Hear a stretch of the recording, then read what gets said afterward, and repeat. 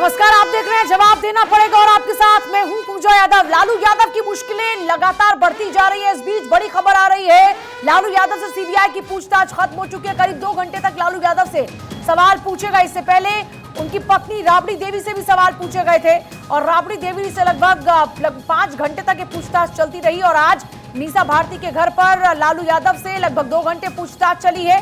लालू यादव से सवाल पूछे गए, घोटाला मामले में उनकी कथित संलिप्तता को लेकर उनसे सवाल पूछे गए, नौकरी की एवज में जमीन ले ली गई, यही आरोप लालू यादव एंड फैमिली पर लगे हैं। दिल्ली में मीसा भारती घर पर लालू यादव से पूछताछ। बड़ी अपडेट आपको बता दें, पूछताछ फिलहाल खत्म हो चुकी है। 2 घंटे तक चली पूछताछ खत्म हो चुकी है। लालू यादव से 2 घंटे तक पूछे गए सवाल। सुरेश जहां मेरे साथ मेरे सहयोगी इस वक्त हैं। सुरेश, पूछताछ खत्म हो चुकी है, क्या अपडेट आपके पास? जी बिल्कुल, जैसे कि बता दें आपको कि सीबीआई की टीम सुबह 10 बजे करीब यहाँ जो मीसा यादव के उस घर में पहुँच चुकी थी और यहाँ पर लालू यादव से लगातार सीबीआई की टीम ने पूछताछ की। बताया था कि 6 लोगों की टीम थी जो पहुँची थी यहाँ पे जमीन के बदले नौकरी देने के मामले में इनसे पूछताछ हुई है। ये बताया जा रहा है कि लगातार मीसा यादव ने तो ट्वीट किया था, परिवार वालों ने ट्वीट किया था कि उनके पिताजी, उनके पापा जो है लालू प्रसाद यादव बीमार हैं, उनका भी किडनी ट्रांसप्लांट हुआ, उनको डॉक्टर ने आराम की सलाह दी है और सीबीआई जो लगातार उन पर दबाव बना रही पूछताछ करने के लिए। तो उनकी सेहत ठीक नहीं, कहीं ना कहीं इस तरह की बातें आई थी और हालांकि 2-2.5 घंटे तो उससे पूछताछ चली है। पूछताछ के बाद सीबीआई की टीम जो वापस लौट गई है। जी 11 बजे से पूछताछ शुरू हुई थी और अब 1 बजे का वक्त हो चुका है। लगभग 2 घंटे पूछताछ चली। क्या कुछ सवाल जवाब हुआ? इस बारे में कुछ इनपुट्स आपके बता रहे हैं क्या? देखिए, अभी तक जो सीबीआई के सूत्रों से पता चला है कि सीबीआई की टीम जो आई थी वो पूरे सवालों का एक पूरा फहरिस्त लेके आई थी, जिसमें उनसे ये पूछने की कोशिश की थी जो जमीन के बदले जो नौकरी दी गई थी उस मामले में कई खुलासा आए थे। उस सामने आने के बाद जो उनसे कई सवाल किए गए और उस सवालों के आधार पर उनसे जवाब मांगे गए थे। हालांकि बता दें आपको, जो सीबीआई सूत्रों का कहना है कि उनकी हालत ठीक नहीं, उनकी तबीयत ठीक नहीं है, वो तमाम सवालों के जवाब नहीं दे पा रहे थे क्योंकि बीमार हैं, उनकी किडनी ट्रांसप्लांट हुई है और उनके घर वाले लगातार ट्वीट कर रहे थे, मीडिया से बात कर रहे थे कि उनकी तबीयत ठीक नहीं, उनकी हालत ठीक नहीं है और सीबीआई उन पर लगातार दबाव बना रही। तो कहीं ना कहीं सीबीआई के अधिकारियों ने जब उनसे कोई माकूम जवाब नहीं मिला है तो वो वापस लौट गए हैं। अच्छा, मीसा भारती के घर पर क्योंकि ये पूछताछ हुई है और जानकारी है कि मीसा से भी आगे पूछताछ होनी है, मीसा से पूछताछ को लेकर भी कोई और जानकारी आपके पास में सुरेश? देखिए अभी जी बिल्कुल, सीबीआई के अधिकारियों का कहना है कि जमीन के बदले नौकरी देने का जो मामला है उस पर पूछताछ अभी जारी रहेगी कि लालू यादव भी इसके अंदर मुख्य आरोपी हैं क्योंकि रेल मंत्रालय उनके पास था, रेल मंत्री थे 2004 से लेकर 2009 के बीच में और उन्होंने तमाम लोगों को नौकरियां दी थी। इसमें मीसा यादव भी शामिल है, तमाम लोग शामिल हैं। तो आगे भी उनकी पूछताछ इन लोगों से, घर वालों से जारी रहेगी। जी चलिए आपके पास वापस लौटेंगे। देखिए, सीबीआई का शिकंजा लगातार कसता जा रहा है। घेरे में है लालू का कुनबा और लालू यादव से पूछताछ की जा रही। जब वो रेल मंत्री थे, 15 साल पुराने मामले में उनके ऊपर आरोप ये लगे हैं कि रेल मंत्री रहते हुए उन्होंने नौकरी देने की एवज में जमीन ली। पहले लोगों को उन्होंने नौकरी पर रखवाया, उसके बाद जब जमीनें नाम हो गई तो उन्हें वहां पर रेगुलर करवाया। इन्हीं आरोपों के तहत उनसे पूछताछ चल रही है। उनकी पत्नी के नाम पर भी कुछ संपत्ति है, सजा उनकी बेटी के नाम पर है, 2 बेटी के नाम पर संपत्ति है। और ये सब जो कार्रवाई शुरू हुई है उसके बाद से लगातार लालू एंड फैमिली तो आक्रामक हो ही गई और सरकार के ऊपर आरोप लगा रही है ईडी सीबीआई के गलत इस्तेमाल का। वहीं दूसरी तरफ प्रियंका गांधी ने भी कल ट्वीट करके इसे गलत कार्रवाई बताया था और कहा था कि बदले की भावना से लगातार कार्रवाई की जा रही है और विपक्ष को परेशान किया जा रहा है, ऐसा नहीं होना चाहिए। आज लालू यादव की बेटी की तरफ से बाकायदा ट्वीट किया गया और कहा गया कि पापा को परेशान किया जा रहा है।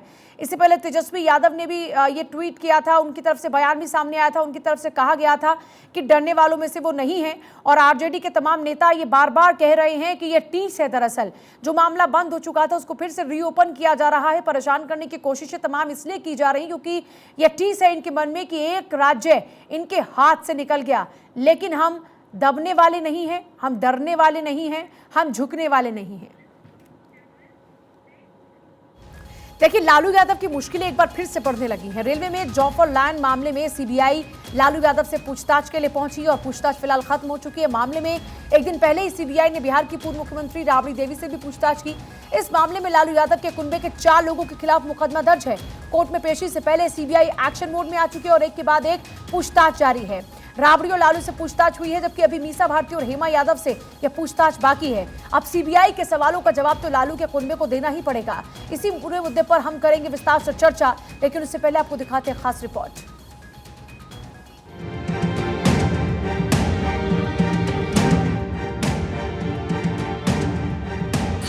कल राबड़ी से पूछताछ,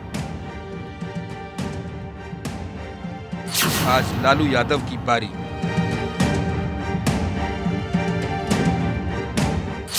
मीसा और हेमा बाकी।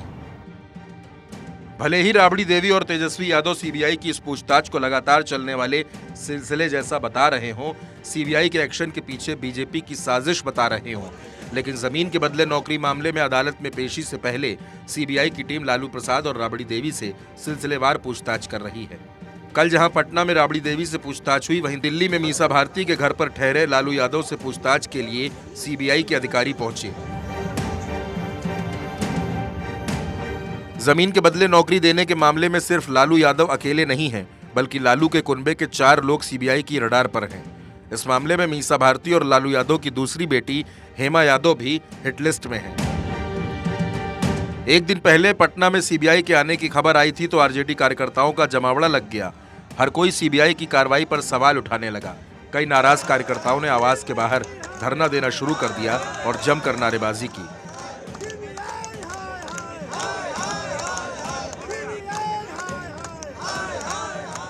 आवास के बाहर हलचल थी और भीतर सीबीआई राबड़ी देवी से पूछताछ में जुटी थी।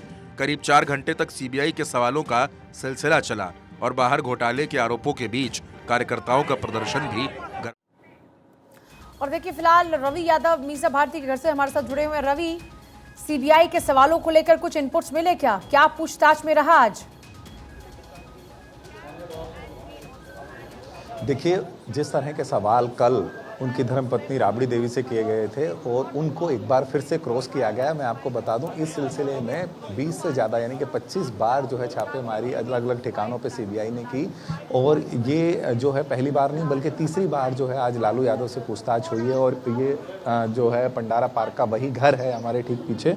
और जहाँ तक सवालों की बात है, उनसे साफ साफ ये पूछा गया कि आपने जिस तरह की भर्ती अनियमितता हम कह सकते हैं 2004 से 2009 के बीच जिन लोगों की वो कैसे मैच करता है। महज ये संयोग नहीं हो सकता कि जिन लोगों को भर्ती किया गया हो उन्हीं की ज़मीन जो है आपने उस दौरान ली हो। ये एक महज इत्तेफाक नहीं हो सकता, क्योंकि ये कहीं ना कहीं इसमें करप्शन की बू आती है। और सरकारी रेट की जो है पूछताछ की गई कि सरकारी रेट में किस तरह की गड़बड़ी की गई, क्योंकि सरकारी रेट की यदि बात करें तो 4.36 करोड़ की ये ज़मीन जो है वो बनती थी। और सवालों की जहाँ तक बात करें, उन्होंने ये भी पूछा कि ये संयोग नहीं है कि पटना में 8-9 लोगों की ज़मीन जो है वो नौकरी के एवज में ना ली गई हो, क्योंकि उन्हीं के परिवार से लोग नौकरी लगे थे। इन सभी लोगों को लालू परिवार कैसे जानता है? क्या ये सही नहीं है कि स्वयं किस्नू देव राय जो है वो सेल्स के डी के जरिए 2008 में उनके नाम से पटना में 3375 यानी कि 3375 आपके पास वापस लौटते हैं। हमारे साथ में गैस पैनल भी इस वक्त मौजूद है। गैस पैनल के साथ में हम चर्चा करेंगे। संजीव कौशिक हमारे साथ में हैं, एमएल शर्मा हमारे साथ में हैं, धनंजय गिरी हैं प्रवक्ता बीजेपी, और जो एमएल शर्मा है वो है पूर्व सीबीआई डायरेक्टर। संजीव कौशिक राजनीतिक विश्लेषक के तौर पे हमारे साथ हैं। एके मिश्रा हैं राजनीतिक विश्लेषक, अमित मिश्रा भी हमारे साथ हैं कंसल्टिंग एडिटर। सभी का एक बार स्वागत है। और क्योंकि लगातार हम देख रहे हैं अमित जी, आरोप लग रहे हैं सरकार के ऊपर, विपक्षी पार्टी तमाम एक ही आवाज में आवाज लगा रही हैं, ये आरोप लगा रही हैं कि बदले की भावना से कार्रवाई हो रही है। बिल्कुल पूजा, ये राजनीतिक तौर पर बदले की भावना की बात जो है वो आपने देखा कि परसों प्रधानमंत्री को एक चिट्ठी भी 9 राजनीतिक दलों ने लिखी थी, लेकिन कार्रवाई तो अपने पुख्ता सबूतों के आधार पर होती है, क्योंकि उस कार्रवाई को सीबीआई को भी कोर्ट में ले जाना होता है और कोर्ट में जब तक पुख्ता प्रमाण के साथ पूछताछ ना हो, गिरफ्तारी ना हो, तो कोर्ट में क्या प्रमाण देगी सीबीआई?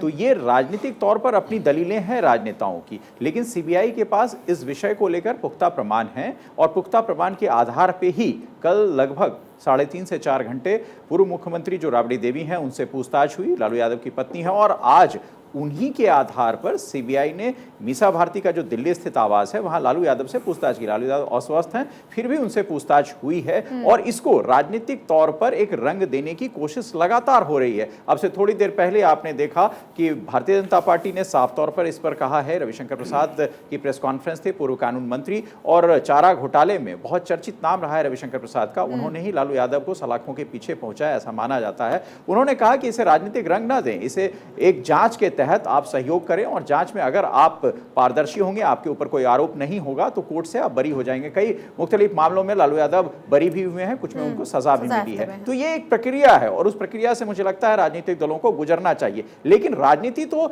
निश्चित तौर पर हावी होगी पूजा, क्योंकि उनको लगता है कि सिर्फ विपक्ष के ऊपर ही इस तरह की गाज है। मनीष सिसोदिया से या लालू यादव से जो पूछताछ हो रही है, विपक्ष इस मामले को लेकर काफी एकजुट हो रहा है। संजीव कौशिक, विपक्षी पार्टियों को ये क्यों लगता है बार बार कि उनके साथ बदले की भावना से कार्रवाई की जा रही है? भाई मामला अगर है सवालों के घेरे में तो जांच होने दीजिए, ना किसी को कर ना किसी को डर। देखिए पूजा, निश्चित तौर पे भ्रष्टाचारियों पर नकेल कसने की ज़रूरत है और इस मामले को अंजाम तक पहुंचाने की भी ज़रूरत है। मूल बात यह है कि जिस तरह की घटनाएं सामने दिखाई दे रही है, ईडी और सीबीआई का इस्तेमाल दिखाई दे रहा है, जो टाइमिंग की बात हो रही है उस पर प्रश्न खड़ा किए जा रहे हैं। जिस तरह कैसे से टाइमिंग, किस परिप्रेक्ष्य में आप ये बात कर रहे हैं? मैं उसी पे आ रहा हूँ। अमूमन लोग ये कहते हैं कि हिंदुस्तान इतना बड़ा देश है, हर जगह कहीं ना कहीं चुनाव होते रहते हैं, तो वो किस टाइम की बात कर रहे हैं जहाँ सब कुछ शांत हो और उसके बाद में इस तरह की कार्रवाई की जाए। ये आरोप तो लगते रहेंगे, लेकिन मेरा मानना ये है कि आप हमें ये बताएं कि जिस मामले को लेकर के सीबीआई चार्जशीट दाखिल कर चुकी हो, पूरे परिवार समेत 12 लोग और जो उसमें शामिल हैं, उन लोगों को यदि समन जारी कर दिया गया हो, अगले 15 मार्च को उनकी पेशी भी है अदालत में, उस परिस्थिति में घर पे जाके पूछताछ करना ही अपने आप में एक नौटंकी के जैसे है कि आप किसी तरह से इस पार्टी को बदनाम करने की कोशिश करें। आप पूछताछ, अदालती कार्रवाई अदालत में होगी ना, घर पे तो नहीं होगी ना। सीबीआई का जो तर्क है वो ये कह रही है कि हमने समन भेजे और उन समन के आधार पर, जो बुलावा था, समन था, उसके आधार पर हमें कॉपरेशन नहीं मिला, सहयोग नहीं मिला, इसलिए हमें पूछताछ करने के लिए आना पड़ा। ये एक सीबीआई का तर्क है। हाँ बिल्कुल, ये बात हम मानते हैं, लेकिन इसके बावजूद यदि 15 तारीख को या 15 मार्च को यदि एक डेट दे दिया गया है जिसमें सारे लोगों को समन दिया गया है और पेशी है, उस परिस्थिति में एक बार फिर पूछताछ, चाहे बिहार की संदर्भ में हो, पूछताछ से क्या परहेज है? सवाल ये है, कल को मान लीजिए मुझसे कोई पूछताछ हो तो क्या मैं इस पर ये कहना शुरू कर दूं कि मुझे टारगेट किया जा रहा है? राजनीतिक मायने बहुत बड़े हैं। पूछताछ तो पूछताछ है ना, पूछताछ से क्या? अभी बात हुई कि 8 दलों के 9 नेताओं ने देश के प्रधानमंत्री को एक चिट्ठी लिखी और उस चिट्ठी में लिखी कि ये ईडी और सीबीआई का बेजा इस्तेमाल किया जा रहा है, आप इस पे संज्ञान लें और इस पर ध्यान दें। और उन परिस्थितियों में जब सबको इकट्ठे एक जगह करने की बात हो रही है, एक बड़ी ऐतिहासिक घटना मुझे याद आती है जब लालू जी का जलवा कायम था। सीबीआई को किसी काम के लिए बोला गया था और सीबीआई ने शायद ये रिपोर्ट दी थी कि अगर लालू को हम गिरफ्तार करेंगे बिहार में बलवा हो जाएगा। उस वक्त लालू का जलवा ऐसा था कि सीबीआई को काम नहीं करने दे रहे थे। अब सीबीआई काम कर रही है तो बोल रहे हैं कि जी ये राजनीति से प्रेरित है। रिजल्ट कुछ भी हो, सत्य असत्य क्या है मैं नहीं बोल रहा हूँ, लेकिन सीबीआई भाजपा कांग्रेस के कहने पे काम नहीं करती है। संविधान ने उसको दायित्व दिया है कि खतरा या गलत काम या भ्रष्टाचार कभी भी हुआ हो, उसको एक बार नहीं बार बार सत्य को सामने लाने के लिए बार बार जो है पत्तों को खोला जाना चाहिए और जांच की जानी चाहिए। इसमें चुनौती तो मैं ये देता हूं कि जो विपक्ष के नेता है जो सीबीआई के खिलाफ बोल रहे हैं, आप चुनाव के टाइम पे पूरी जनता को कन्विंस कर लेते हैं, विदेश के प्राइम मिनिस्टर्स वगैरह को कन्विंस कर लेते हैं, तो सीबीआई को कन्विंस करने में या सवाल और जवाब, सवाल करने देने में आपको क्या दिक्कत है? आप तो इतने बड़े वक्ता हैं, आपका इतना प्रभाव है और 2-4 ऑफिसर पहुंच गए और आपसे पूछ रहे हैं। तीसरी सबसे इंपॉर्टेंट चीज, इतना दुष्कृत्य है, अगर ये सही सिद्ध होता है कि नौकरी के बदले में जमीन ली है, तो जो पहले हम लोग पढ़ते थे या कांग्रेस वगैरह बोलती थी कि भाई पहले जो जमींदार थे किस तरीके से शोषण करते थे, ये सबसे घृणित उदाहरण होगा विपक्ष का आरोप तो यही है ना, पार्टी विपक्ष का नौकरी के बदले आप अंजाम तक पहुंचाइए, नौकरी के बदले में जमीन ले रही है, हथियार के जैसे आप इसका इस्तेमाल क्यों कर रहे हैं? काम कभी इतिहास आरोप तो यही है ना। पास आ रही हूं एमएस शर्मा, बार बार क्यों राजनीतिक जमींदार है? मैं आती हूँ एमएस शर्मा। देखिए मेरे पास वक्त कम है, मैं बाकी के लोगों को भी जरा एक बार शामिल कर लूं। बीजेपी के प्रवक्ता भी हमारे साथ में, सर मैं आपके पास भी वापस लौट रही हूँ। एमएस शर्मा साहब, सवाल ये है सर कि बार बार सीबीआई क्यों सवालों के घेरे में आती है? आपको याद होगा सुप्रीम कोर्ट ने भी बड़ी कड़ी टिप्पणी करते हुए यूपीए की गवर्नमेंट में कहा था कि सरकार का तोता है सीबीआई। क्यों सीबीआई बार बार सवालों के घेरे में आती है और क्या वाकई सीबीआई दबाव में काम करती है? देखिए, मुझे 3 बातें कहनी हैं। एक, सुप्रीम कोर्ट के चीफ जस्टिस का रिमार्क केज पैरेट है, इसको मैं कोई महत्व नहीं देता। किसी भी संस्था के बारे में आप ऐसा बोल सकते हैं, तो ये बात कोई ज़्यादा जिम्मेवारी से नहीं कही गई है। दूसरी बात मैं ये कहना चाहता हूँ कि अभी दोनों मिश्राओं ने ये कहा कि इन्वेस्टिगेशन एक प्रोसेस है, एक प्रक्रिया है और सीबीआई उस प्रक्रिया का अनुसरण कर रही है। और उसमें कभी कभी क्या होता है कि जिनके ऊपर शक होता है या जो अक्यूज होते हैं, इस तरह की पूछताछ से उनको अपने पक्ष को प्रस्तुत करने का मौका मिलता है और जो उनके इन्वॉल्वमेंट के बारे में या लिप्त होने के बारे में भ्रांतियां होती हैं वो दूर भी हो सकती हैं। तो इसलिए ये जो प्रक्रिया है इसमें कुछ अनुचित नहीं है, और ये सभी के साथ हुआ है और ये होता रहना चाहिए, चाहे वो बीजेपी का बंदा हो चाहे वो और कोई हो। लेकिन वहाँ तो सब मेरा ये कहना था। तीसरी बात जो ज़्यादा इम्पोर्टेंट है वो ये है कि ये मामला भ्रष्टाचार का है और इसकी वैल्यू जो है 4.36 करोड़, अभी मैं मिश्रा जी ने मुझे बताया है, मुझे पता नहीं था, तो आई रिटायर्ड 14 ईयर्स बैक, तो कोई ज़्यादा वैल्यू नहीं है। फिर ठीक है, सीबीआई ऑलरेडी चार्जशीट 15 लोगों को लगा चुकी है। तो हमारे गांव में कहते हैं कि सांप तो निकल गया और लकीर को पीटते रहे। तो जो इन्वेस्टिगेटिंग एजेंसीज हैं उनको इस बात पे भी ध्यान रखना चाहिए, क्योंकि कोई भी अक्यूज्ड है वो ये तो कहने वाला नहीं है कि मैंने क्राइम किया है। ऑब्वियसली ये ऐसा अपराध है कि एक तरफ से नौकरी मिली, दूसरी तरफ जमीन ली। अगर नौकरी देने में और जमीन लेने में कोई सर ठीक है, धनंजय गिरी जी, सवाल ये उठ रहे हैं विपक्षी पार्टी की ओर से कि आपके यहाँ पर आकर सब सर्फ एक्सेल में नहा के साफ हो जाते हैं, आपके यहाँ पर, आपके नेताओं के यहाँ पर कोई छापेमारी होती नहीं, कोई पूछताछ होती नहीं, क्यों टारगेट कर रहे हैं? विपक्षी पार्टी कह रही है कि टीज है जो बिहार आपके हाथ से निकल गया, इसलिए आप सीबीआई का इस्तेमाल कर रहे हैं। पूजा जी, जो बोएगा वही पाएगा। ईडी सीबीआई आईटी है क्या? फल कर्मों का, जैसी करनी वैसी भरनी, और जिसने कुछ गलत नहीं किया है वो न्यायालय जाएगा, न्यायालय से साफ सुथरा होकर चला आएगा। ये तो देश की संवैधानिक प्रक्रिया है। और अगर आप ऐसा कर रहे हैं तो आपके देश के संविधान पर, देश के न्याय व्यवस्था पर, देश के कानून पर, देश के संविधान पर सवाल उठा रहे हैं। चपरासी क्वार्टर से अब राजनीति की यात्रा शुरू करने वाले लालू यादव और राजनीति में मसीहाई छवि बना करके आए थे, और जो उन्होंने मरमाहत किया बिहार को, किस ढंग से मसल के रख दिया बिहार को, उनकी लालटेन की लौ ने जो लाग लगाई है बिहार में, उनके लालों ने, उनके सालों ने जिस ढंग से लूटा है बिहार को। आप सुनते जाइए मेरी बात को, बिहार को जिस तरह से गरीब गुरबों की, आम आदमी की जो आशा थी उनमें जो दिख रहा है। माफी चाहूंगी, मेरे पास वक्त नहीं है, माफी चाहूंगी, मेरे पास वक्त नहीं है। सभी का शुक्रिया इस चर्चा में शामिल होने के लिए। देखिए, कुल मिलाकर कहा जाए तो ये कहा जा सकता है कि जांच की प्रक्रिया है और जांच की प्रक्रिया चल रही है, तो सबको इसमें अच्छे तरीके से कोऑपरेट करना चाहिए। पाक साफ है तो पाक साफ ही निकलेंगे।